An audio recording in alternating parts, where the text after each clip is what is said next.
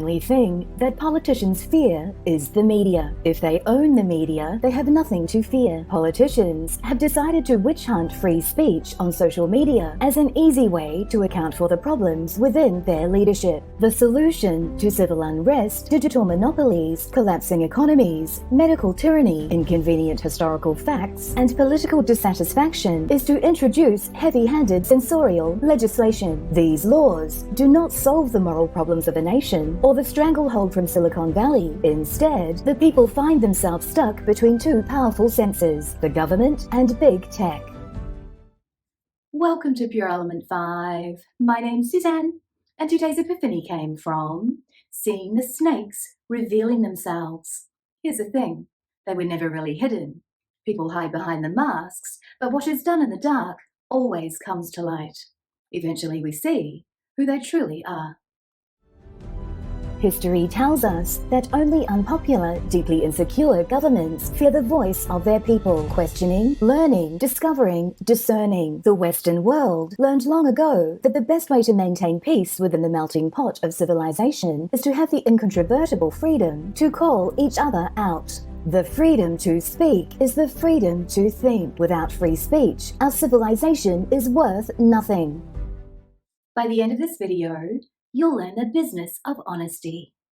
We become slaves the moment we hand over the keys to the definition of reality to someone else, whether that's a business, an economic theory, a political party, or the evening news.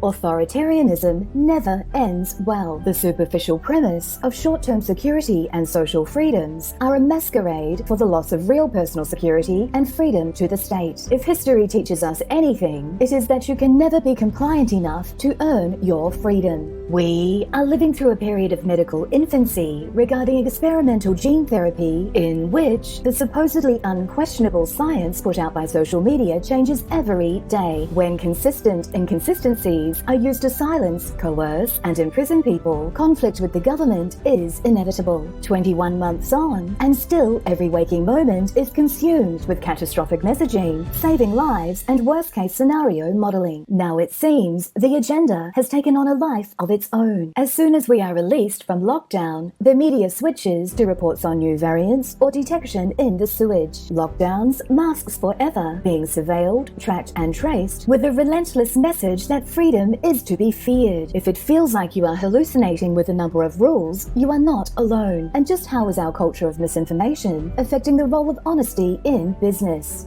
Fake it till you make it has infused our business culture and been etched into the minds of society. People think that if they don't fake it, they won't make it, which essentially relegates integrity to the basement. This belief basically tells you that it's okay to lie and to take shortcuts in order to succeed. It has created the delusion that somehow integrity is optional. As a leader, you are tasked with setting an example. If you allow yourself to fall into the fake it trap, you are creating a culture of fakers.